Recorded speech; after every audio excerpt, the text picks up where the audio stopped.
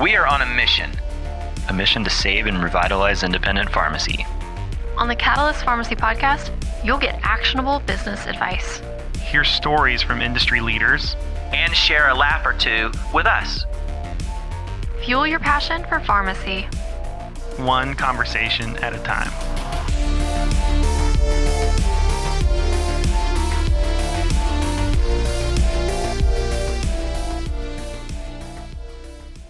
So, Catalyst Pharmacy Podcast, welcome everybody. Welcome Natalie Wilcox with Medtel. Glad to have you.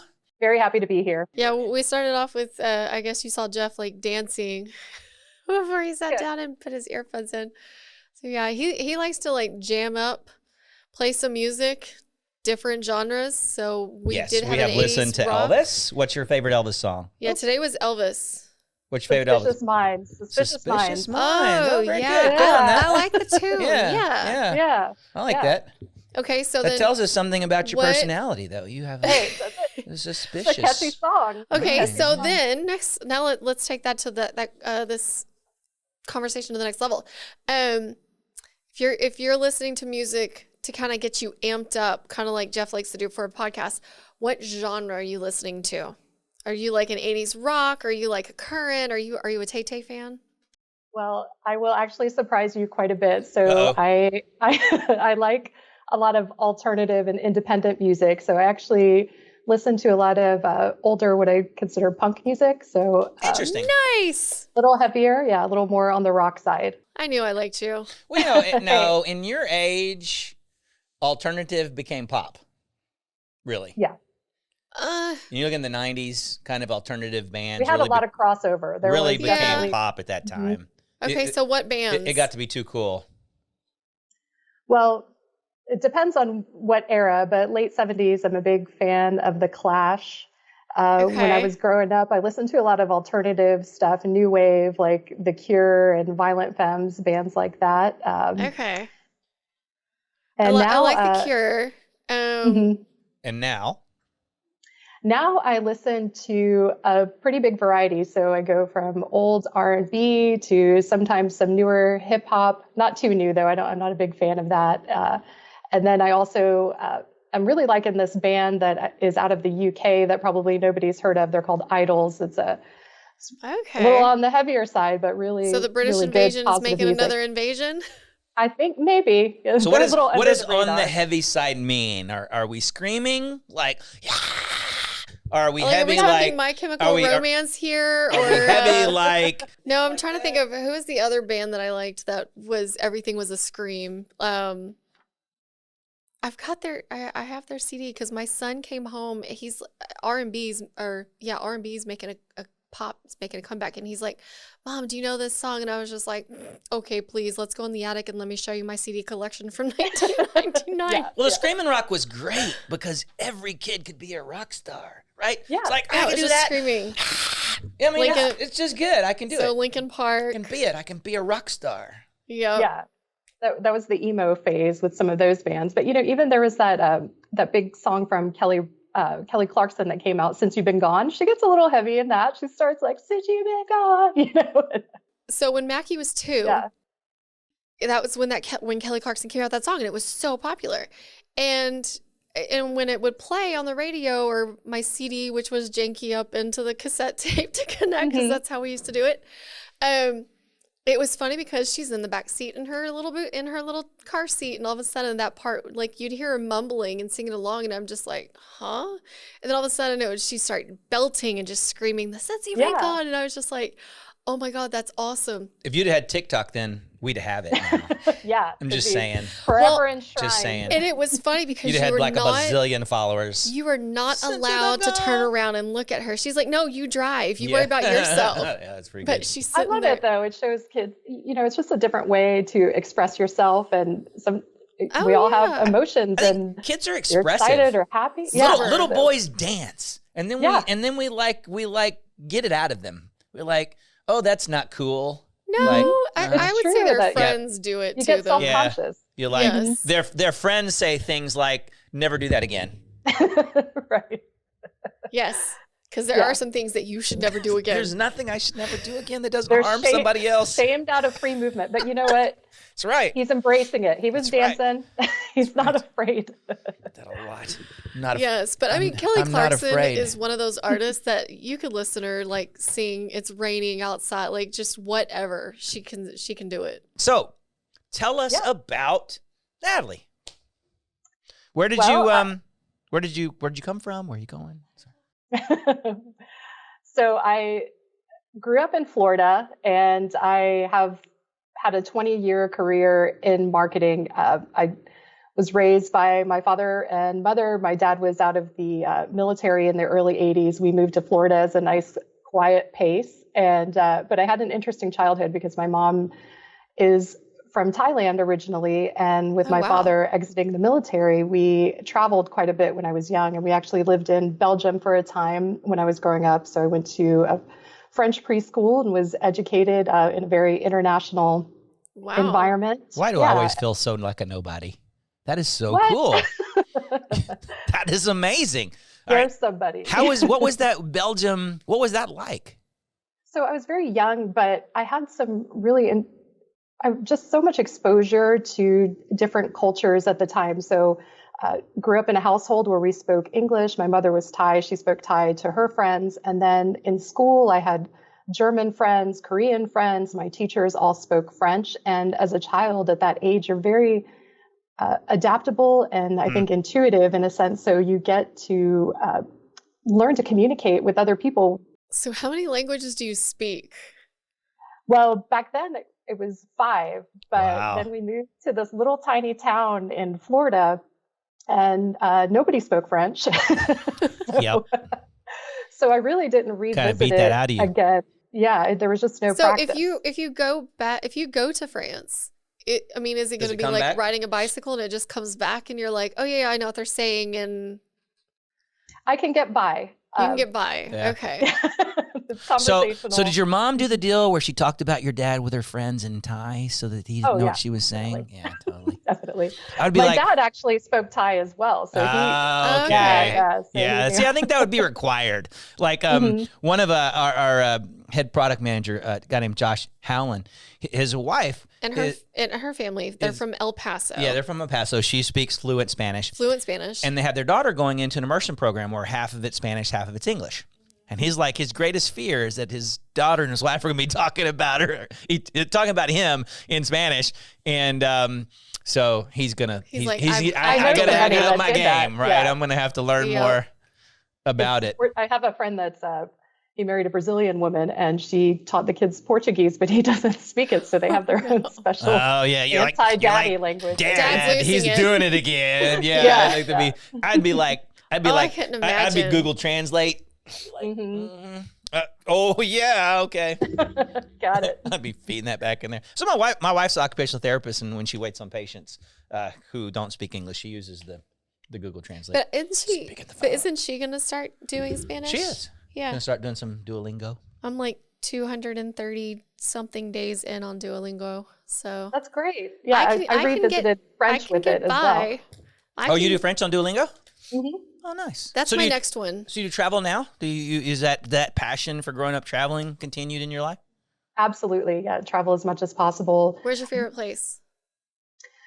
Well, I love going back to Bangkok, even though I've been there a few times. I mean, Thailand there's so much to see. It's so magical and it's insane. I mean, it's so busy and it's such an international hub for all different cultures, kind of melting pot. And there's just always action. I love the life and the energy from the city. I recently had the opportunity to visit Italy, went to Milan. I thought that was a beautiful city. And I talk about fashion, and I mean, everyone is just so impeccably dressed, and I just felt like, well, it's obvious that I'm American with my tennis shoes here. Oh, yeah. Yeah. But it was gorgeous. I mean, I think that northern Italy, the countryside was really beautiful, and I just love the pace of life in some of these European countries like Spain as well, Barcelona. where it's just a lot more relaxed. Yeah, and you have time to just enjoy food, have good conversation, and take your time. It's just such a contrast. I personally don't have a challenge enjoying food, but I do get the context. Went to Spain this last year. Your lip kind of twitched a little when you lied there. Loved it. So, okay, military, do you consider yourself a military brat? Well, my dad retired, so when we moved to Florida, so I didn't have to continue to travel around a lot. Yeah, so I had a pretty stable upbringing, lived in the same house until I was in high school, so that was fortunate. A lot of people that I know. Yeah, I wonder what qualifies as a military brat, because like I had what branch of the military was your husband? Generally, they have to be an officer's child to be a brat. Okay, there's that. The enlisted guy, the enlisted guys. Was he an officer or an enlisted? Officer. He was a sergeant. Sergeant. Yeah. So you know, brat. Yeah. No brats. Yeah. No. Sergeant's there, and they're in the foxhole with the guys. They're the people's people. They're in there. They're the ones getting the grease on their elbows. Yeah. The ones that I grew up near a military base, and the only brats were officers' kids. So Navy or Air Force? It was Army. Army. Okay. Mm-hmm. Nice. So thank him for his service. What was the little town in Florida? It was called Seffner, Florida. Okay, and where is that in the suburb? Kind of a suburb off of Tampa. So if you kind of picture Florida, so I live on the Gulf side essentially. So Tampa Bay, if you think about it, is on the Gulf Coast there. We were just in Clearwater, and I'm very jealous right now, and I'm trying. This is my jealous face. Okay, because it was so beautiful in Clearwater. We're in the 70s this week. We're not. I know, but it ain't beautiful. It was so pretty. Yeah. I don't want to advertise Florida, but it is gorgeous, especially the Gulf beaches are like nothing else. It's really we had dinner with some vendor who grew up in the area, and she has a consulting business pharmacy and grew up in the area. And they talk about how up until, and I guess you'd have been in that area up until the 2000s. Yeah, it was still very sleepy. The beaches weren't really, they were kind of, old, and it's kind of old. And then I guess then people figured out that it was beautiful and white powdered beaches and stuff like that. So people visit, just don't move there, right? Exactly. Our roads can't take it. We don't have the infrastructure. Yeah, it was lovely. I almost sent my wife a one-way ticket and say, "Yeah, you're just gonna come here. You're just. This is. We live here now. Yeah. Here's your plane ticket. Why is this one way? Because we're not going back. Yeah, you'll see. I mean, this is the busiest time of year for us here because we call it snowbird season. So every plate on the road is from out of state. So New York, Michigan, Minnesota, Pennsylvania. They're all here. It's March now, so now you got spring breakers. Too. And spring training. So a lot of the baseball teams have training facilities down here. So we have a ton of spring training games going on. It's the nicest time of year because it's low humidity. And I get it. Yeah. Humidity, blue skies.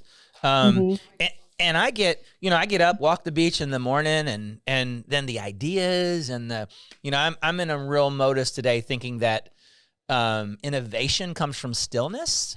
You get busy in a company, like, oh, you need to innovate, right? And you're meeting to meeting and you got 15, 20 minutes between meetings and you feel like you got to have hands on keyboard. You're not innovating in that. You may make some decisions based on past experiences, but you're not innovating something new without some type of stillness.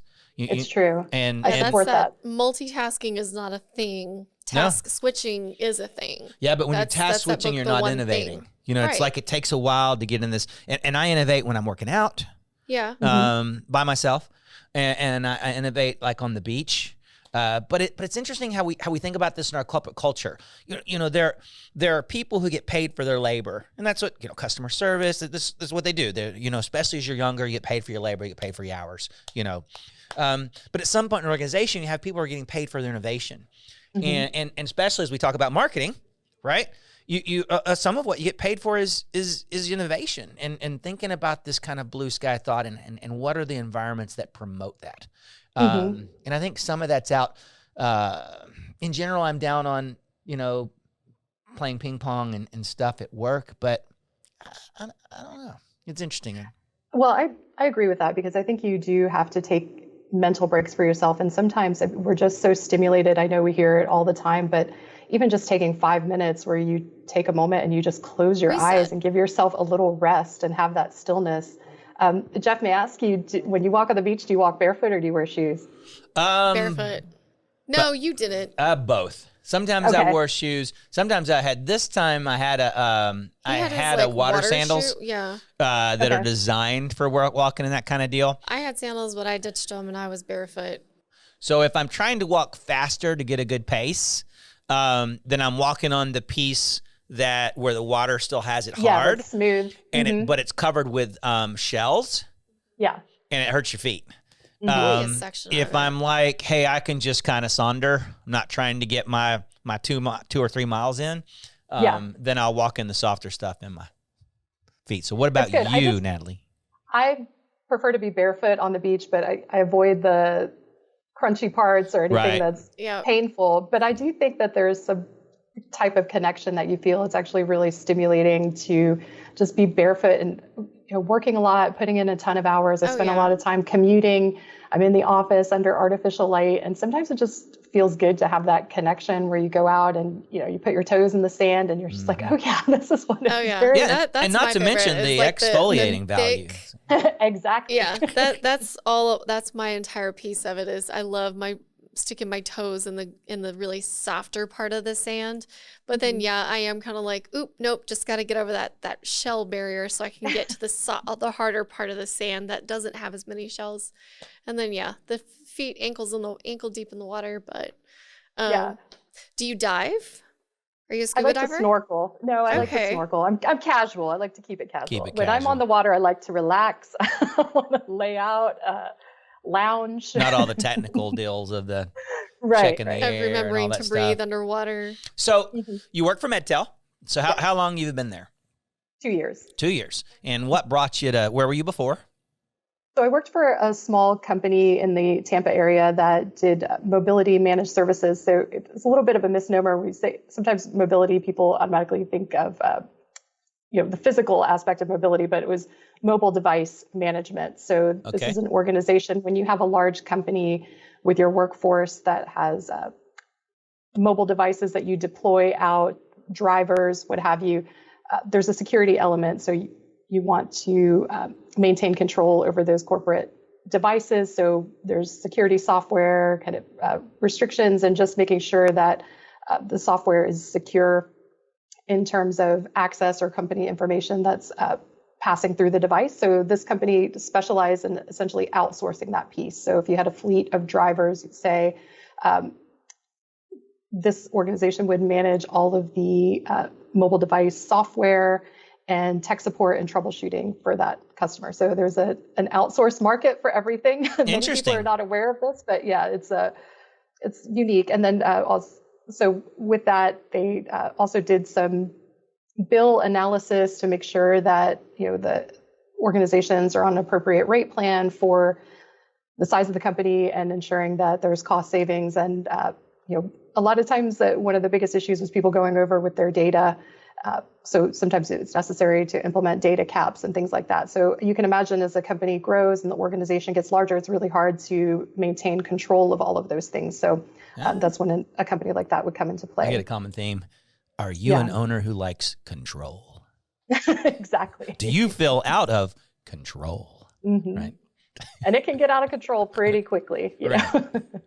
Going to help you be controlling. What would be your wildest story of somebody who got completely out of control on their data? On their data? I mean, I guess there were just times where it would be like, how is this guy doing like 200 gigs on his phone? He's just watching videos all day long. And, mainly stuff like that, like where they're doing Skype or, video calls with their family all throughout the day on the data plan rather than on Wi-Fi. And, that was kind of rare, but it happens. Sometimes if you don't have these measures in place, then there's always going to be somebody that's going to find that loophole for a little while. And all right. So we had some phones, and so now we moved into another world of phones. You're at Medtel, and so what does Medtel do? So we provide phone systems to pharmacies, essentially.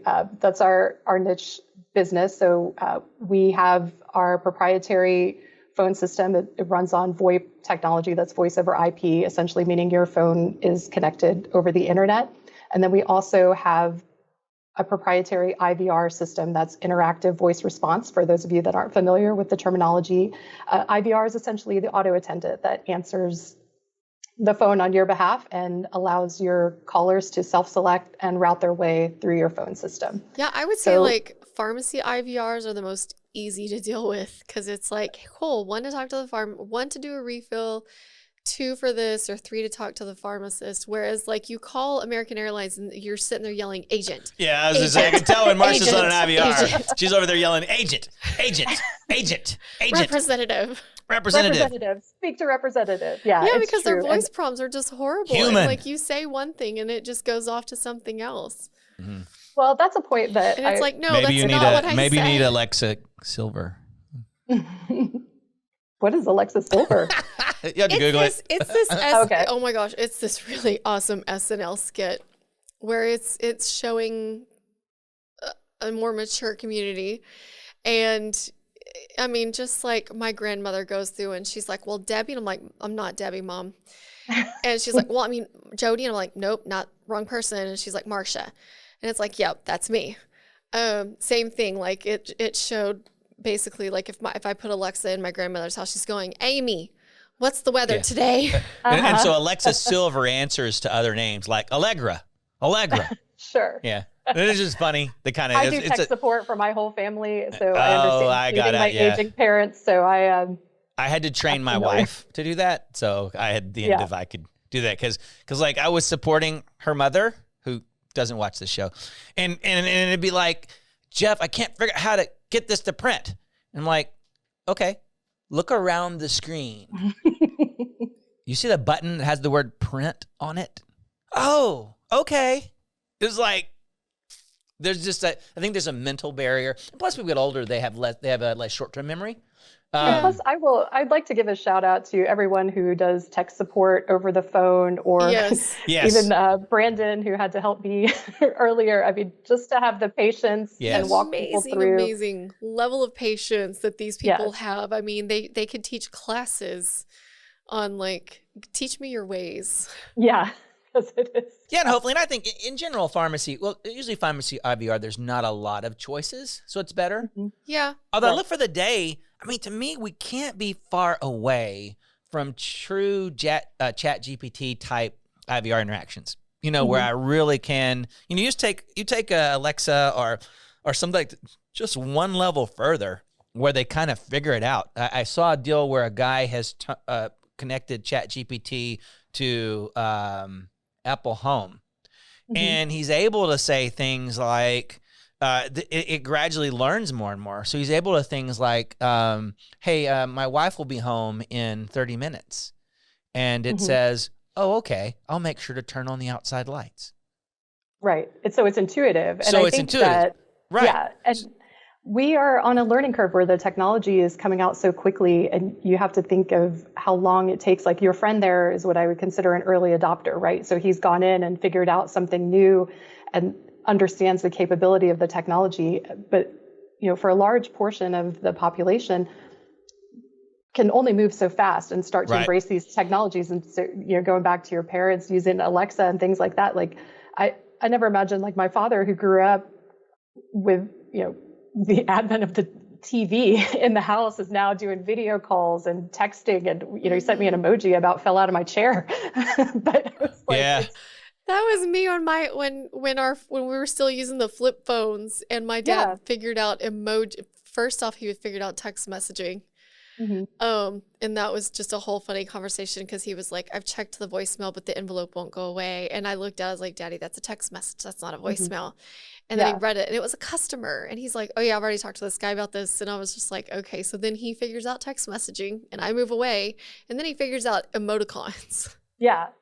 Well, it's interesting before too, there was with pharmacy. Emojis. If you think about the large audience of people that they're supporting when they call into a pharmacy. So you go from, aging, elderly, and then also down to young people. And that with pharmacy, it's pretty, like you said, very basic and straightforward. You try to keep things simple, but you're accommodating service for such a huge group of people. And now we're starting to see like fast food restaurants are incorporating robotics more, right? So you won't even interact with a human. They have drive-through Taco Bells now where it's completely automated, and that's a new learning curve for people. I think I mildly already do that with Chick-fil-A. So I'll sit there and I'm at the stoplight and I'll order my food, and then I pull up to the drive-through. While her vehicle is not moving.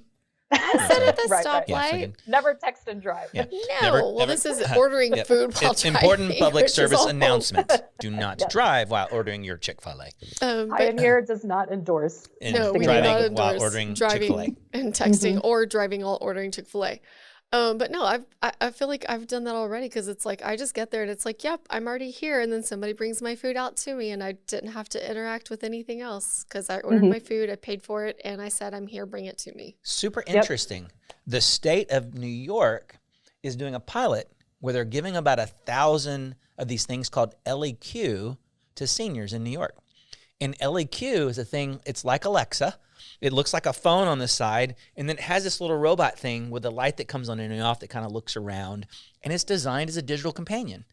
And it's designed to talk to it and to be able to, but a lot of seniors living at home, and one of the longest studies ever of humankind, it was an 80-year study, multiple researchers came up with the number one thing that they found for happiness and longevity. What do you think that was? Companionship. Relationships. Yep. In the end, who lived longer, who had better diabetes, who had better health, all of those were based on the value of their relationships. So, so you're saying that my grandmother just added another 20 years to her life? With Maybe, absolutely. Campaign. Yeah, how many times do you see a couple where one of them dies and 6 weeks later the other one dies? They're just, that relationship is strong. And so they look at these seniors who are living alone, and they have a digital companion. And they I was watching testimony of one lady, and she says, hey, LAQ, I'm going to go walk my dog, right? And she comes back in, it realizes she's back in, and she says, and LAQ says, how was your walk with your dog? And plays games. And this is just the beginning. The people who write the processors say that AI is going to improve in the next... That goes against all the other studies that have been out there about, it's not just having somebody have a conversation with, it's also the physical touch.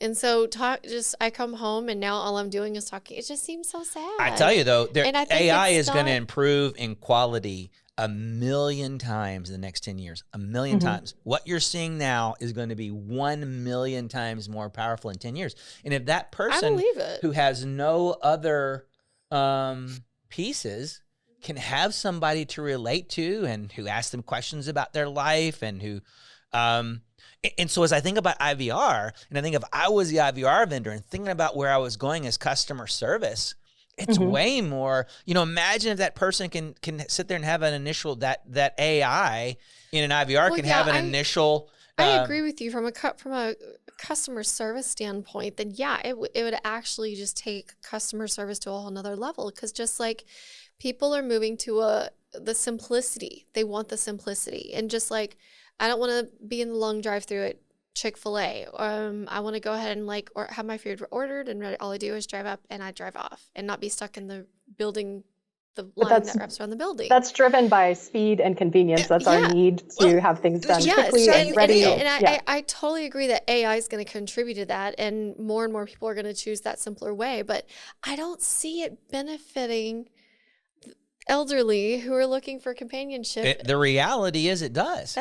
And the reality is you're doing a big study of getting a puppy. Your pieces that you get from that feeling of relationship. And maybe you can. But I mean, there's times like my stepmother passed away last year. My dad was living alone, and there would be days where I check in on him. He's like, I haven't spoken to another person all day. And some of it's by choice, because I think sometimes you end up isolating yourself a bit. Well, I don't really want to go out. I don't want to talk and interact. And so it's very easy to, I think, get in a mode where you don't have that. And I think that if there is just sometimes for those that live alone or maybe in isolation, have that little bit of connection, just talking to someone, even if it feels like a friend, it might be an artificial friend, but I do think it's beneficial a little bit, but it would never replace human contact by any means. No, I mean, and my grandmother was the same way after my grandpa passed. I mean, because I called her every single day, and I still do. And, you know, that first year after my grandpa passed, it wasn't the same conversation. And it wasn't, I mean, like multiple of us were calling and checking and having conversation, but. So let's get weirder, but keep going. And then we're going to get weirder. Oh no. Okay. I'm scared about where this is going, but I mean, yeah, I mean, I still call and check on her daily. I mean, now it's a little harder too, because now she's got a boyfriend. Yeah, a brand new boyfriend. I got a brand new boyfriend. Where did she meet him? How did this come about? Oh, so this is just so weird. This is how they do it in West Texas. My 80-year-old. Yeah, this is it. It was not Tinder or any dating apps. That's true. No, so they went to high school together, and they were all friends. And of course, when people get married, they go their separate ways with their spouses and their loved ones and have their families and their lives. And his wife had passed away this last October from cancer, and he's just looking for companionship. And he came, and of course, Midland being the small town it used to be, still same people in the same circles. And so he approached one of his friends a friend who was like newly divorced. He's like, I'm not looking for marriage. I'm just looking for, you know, companionship and to not be alone. And that's it. Nothing more than that. And so the woman that he initially approached, which was a mutual friend of everybody in this conversation, she was like, I'm newly divorced. I want to have fun. I don't want to be held down. And she's like, but Betty. And so she called my grandmother, and she said, hey, do you remember this person? Because he wants to talk to you, and he wants to date you. And she's like, well, I don't know about that. And she talked to him, and just to check in on him and say hi. And then she said, well, I'm not furthering this conversation until I talk to my granddaughter, and the rest of my family. And so she asked me first, and I was like, okay, you do you. Okay, but let's get some clarity here. This is where I am the interpreter. So grandma is how old? 83. 83. Yeah, when you're 83 years old, you don't have a lot of time to mess around, right? And so specifically, he was like, I want you to move in with me, and I want to take care of you. We'll travel, you'll want for nothing. Yeah, this isn't the hey date. Yeah, we'll travel, you'll want for nothing, you know. He has a lake house, and so they're back and forth. I mean, she's moved in with him. They're back and forth between his house and his lake house. And what a lovely story to have another opportunity to feel that way in life at that age. Yes. It's another chapter. To experience love and happiness. The adventure and the discovery and she's so bubbly and just the companionship. So and you're right. She probably, and she's good too. She's not on a lot of medication. She probably did add 20 years to her life. She is not on any medication. She just takes like a daily vitamin. So your dad just needs to call somebody he knows and he's from already high dating school. And they're moving in together. Good. Yeah, and just tell them, hey, you know, we'll take care of it's you happening. And we'll travel and you'll want ready for to buy a convertible. This is where we're at now. He's 70. See? He just turned 79. There was a guy growing up, Mr. Teague, who lived across the street from me growing up, and he was one of those long-lived, and he had the run. He was always dating this woman and that woman. Mohawk and Kitty the Fool. That's where I was like, Mr. Teague, not Mr. T. It was a little bit of okay, now there's emphasis on that. little bit of a difference there. Sorry. All right, so it'd be interesting, you know, if I was doing IVR, I think I would be thinking about how that changes. No, I was saying then the creepy thing, and this is kind of creepy, and we'll have to think about where this. So today now, with only a few sentences of a person's speech, they can totally copy your voice. Mm-hmm. Okay, so totally and completely, they can put your voice on anything else you said. I don't know if you've looked at. Oh, that's the latest conversation. I don't know if you looked at the deep fakes. If looked at Cynthia. Cynthia can take whatever you type in and have this avatar say it, and it looks very. There's a slight, you can tell. 3 or 4 years you can't tell. Also, that's the one Ryan Reynolds AI did. Can quickly learn about somebody. So there now is actually company that allows you to talk to your dead loved one through AI. Yeah. So here very soon, Yeah, not only will you be able to hear them talking to them, but you'll be able to see them talking to them. And you could take a lot of things about their life and they'd probably handle a similar conversation. Mm-hmm. Well, do you know that's a part of the reason why TikTok is considered a national security risk? I don't know if you all are familiar with it, but there's a lot of personal data that is being collected from your device. So everything you do, even outside of the app, is documented. And so what would happen with this type of information? One theory would be that you could essentially create a simulation of a person. If you're, yeah, absolutely. If your son is a 14-year-old boy and, he likes weightlifting and working out and football, for instance. And How then did you know? Essentially, yeah, because I have one. Yeah, that's mine too. 14, loves working out. Football, yeah. No, he's soccer. And that's scary because, I was watching this catfish show. I watched a couple of the of this guy who got catfished, and so he created a show about it. And he keeps getting these people who are like, oh, we're going to go meet this person. And we've been dating for 3 months, and I've never seen them. Really? You got Skype, you got all this stuff, and you never really, and you didn't think there was something weird going on? Right. You never seen them? But now, with filters, all these filters and stuff on TikTok, it won't be a year or two now. You could have seen them for days and just never actually met. Now catfishing is at a whole and nother what's level. worse, dating an avatar. there's a TikTok one now to make you look a lot younger. Yeah. So Yeah, you're the one talking that's about this was child you in high predators. school. Yeah.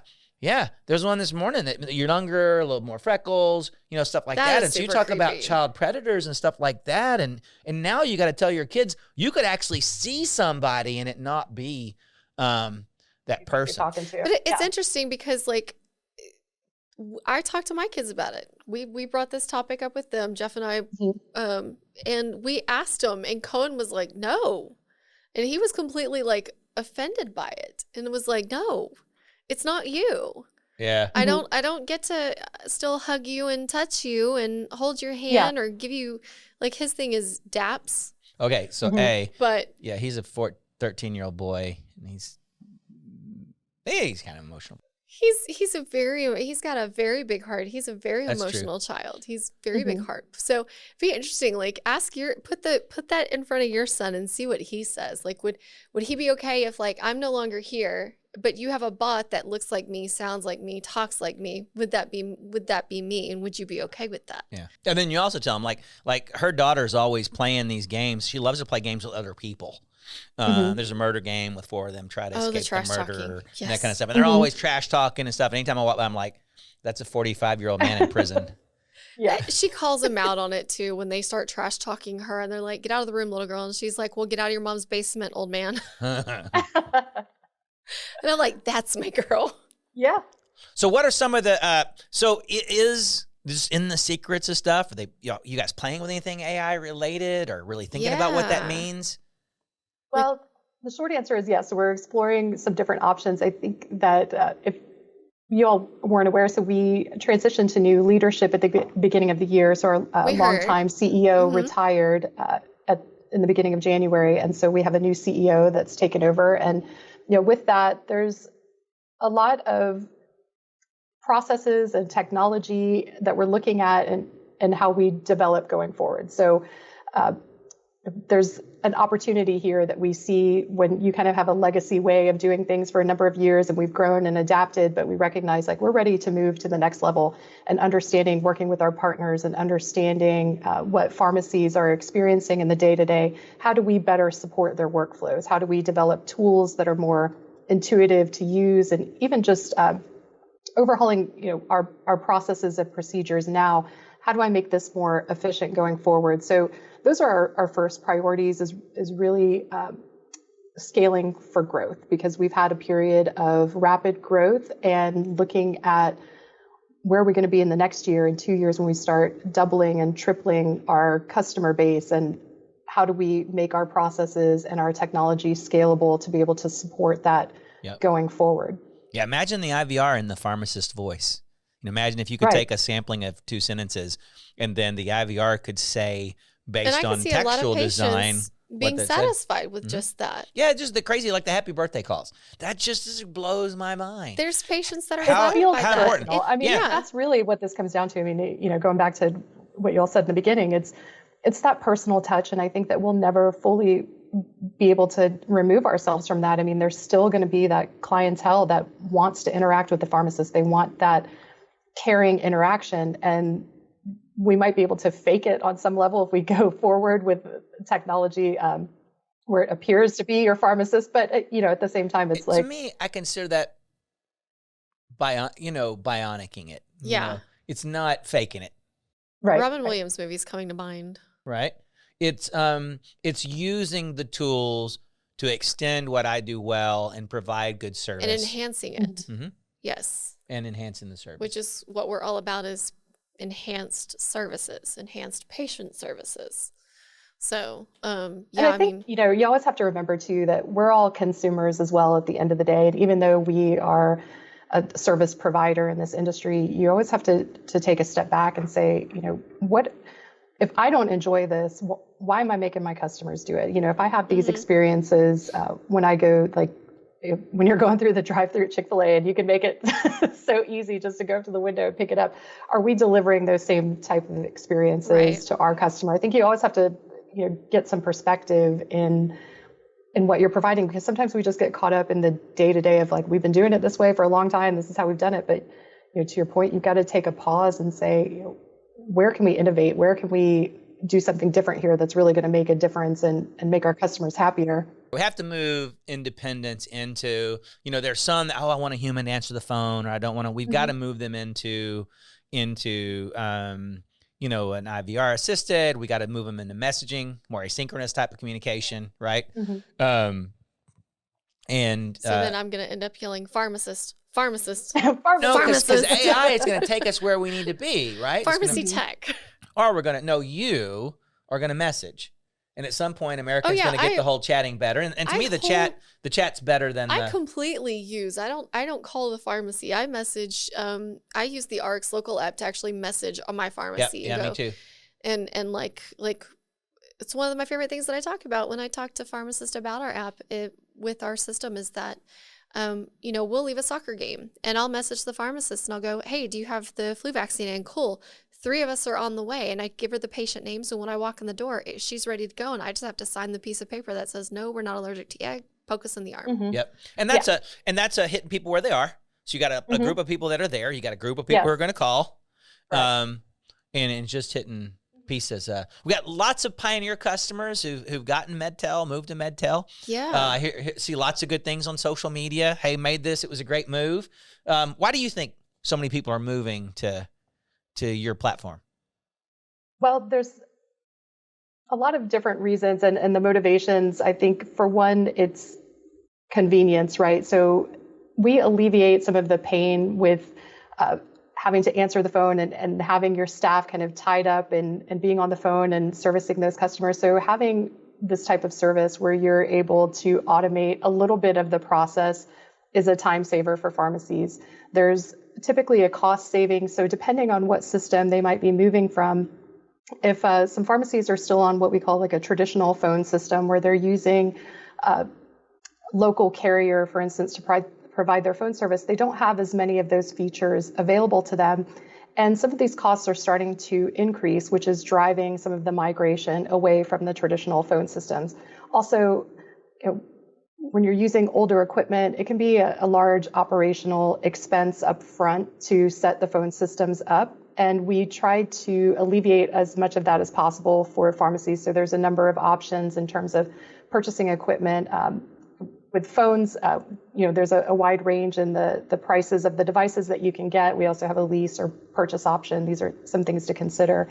But one of the main features in going to the mobile app aspect is that our customers really enjoy that they can interact with their customers using their mobile device and it appears that they're in the pharmacy. So, you're making a phone call, it looks like it's coming from the pharmacy. And I found at some of the events that we've attended, the pharmacy shows, that I'm hearing from a lot that people are starting to do more work from home. And occasionally there's a need to make phone calls where the pharmacist is working unusual hours and needs to interact.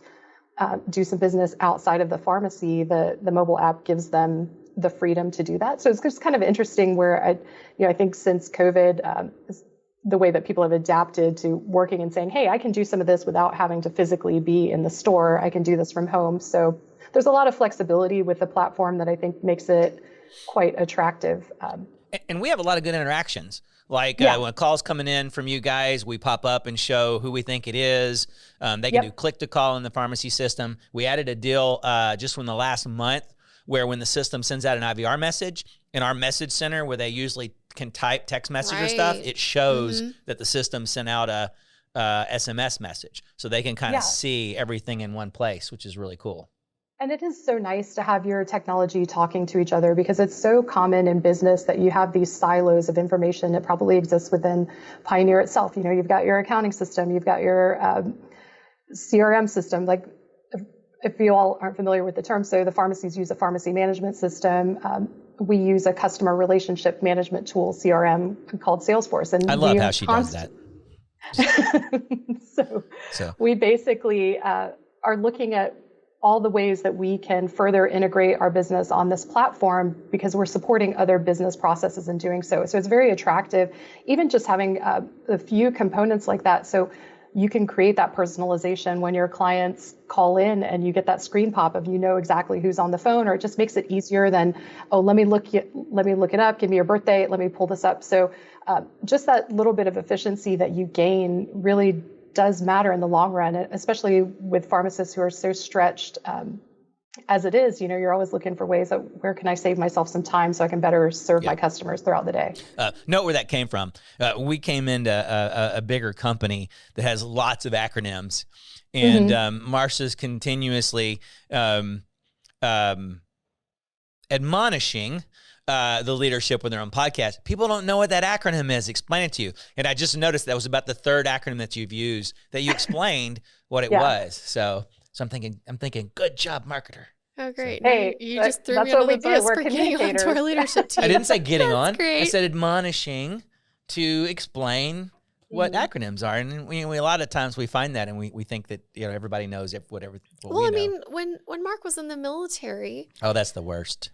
And he'd come home and it's like, how was your day? And the entire sentence was an acronym. Yeah, like I took an English LTM words, at a OT12 and then walked over to the BROB, and I'm like, you wet and who? You said the alphabet out of order. Yeah. Yeah.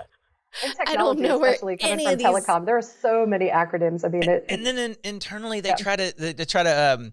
We had a great head of development, but he always trying to name everything internally with acronyms. That's UDS and that's a UCT and that's these things are going to stick. We need to name it. Yes, exactly. You know, name it a river in South America and then if it sticks, that'll be okay. I don't know. I've also made it kind of lately my stick. The thing that I'm just so completely stuck on is we're using our own terminology, our own acronyms that the outside world, like when we talk MedSync, patients don't know what MedSync is. They don't know what MedSync is. We're going to sync your meds. And so we're sure trying to increase patient engagement and not just that, but patient education, and to look at what these big box chains are not doing, and look at what these independent corner round the corner mom and pop pharmacies could be doing for you and your health.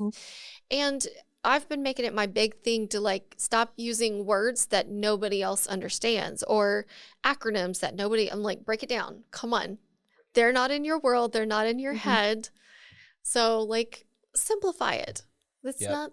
All right. So as we close, interesting conversation from this morning in marketing.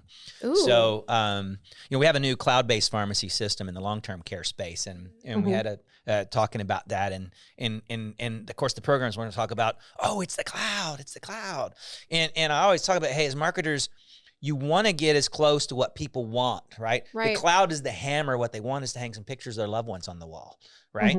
And so as you look at your products, what's the hanging the picture on the wall? What is the closest thing to what does the pharmacy really what's the picture want? and how am I hanging it? Yeah. Well, I think it's your phone's always going to be answered, number one. Yep. So quick customer, they want to answer the customers quickly. Yep. Yeah. Yeah. So customer service and being able to efficiently serve that customer. So you have a workflow that you've got to support here, right? So is your phone system or is answering the phone a hindrance to you in any way? So we want to make that part easier for pharmacists. So you don't have to worry about it. It's working. The phone is always answered. It's always on. Your pharmacy can always be reached. There's never a time where your customers are getting a busy signal or having to wait, too long. I mean, of course, they have to leave a message. You're able to respond to that as quickly as possible, and giving them the tools that they need to be able to respond to their customers is really important. Yeah, that was a cool thing I liked about your product. When you have a hard line, if you got two people on two lines, it's busy. Mm-hmm. But you guys will spread that out. Yep. Right. And so they're never really getting a busy signal. So happier customers, happier staff, more efficiency, which is happier customers, happier staff. That's it. So Stop giving a busy signal. Yeah. Yeah, no busy signals. Be less busy with less busy signals. There we go. There we go. Well, Natalie, this is fun. It was great getting to know you a little bit better, and people can not learn really a more new job about with 2 Medtel. years. Yep, to learn more about the product. Where do you go? That's www.medtelcom.com. Oh wow, she gave that kind of an announcer voice there. That was good. I'm going to add to it. Uh-oh. You want to see and learn more about Medtel? Come to Catalyst Connect. Yeah, if you're a Pioneer June customer. 8th through the 11th in Nashville, Tennessee. Grab your boots. We'll see you there. Yeah, you also, better be one there. One more thing, if we have any customers that are interested and visit our website and fill out the contact form, if you mention the podcast, we will give you a discount on your installation fees. So wow, we'll have to do a reel on that. Oh, there it world. is. Okay. I had to squeeze one in. I had to squeeze in a little promo. Give a woohoo. No, I thought it was great. All right. Looking forward to seeing you and Connect. Make sure we'll be busy, but make sure you flag us down and say hi. Absolutely. And it was a pleasure. I really enjoyed it. So thank you so much. All right. Thank you. Thank you. Thanks, all right, Natalie. All right. Bye. Thank you for watching the Catalyst Pharmacy Podcast. If you enjoyed today's episode, Please like, subscribe, and follow us wherever you get your podcast. Give us a 5-star rating on Apple Podcasts to help us reach more pharmacy professionals like you.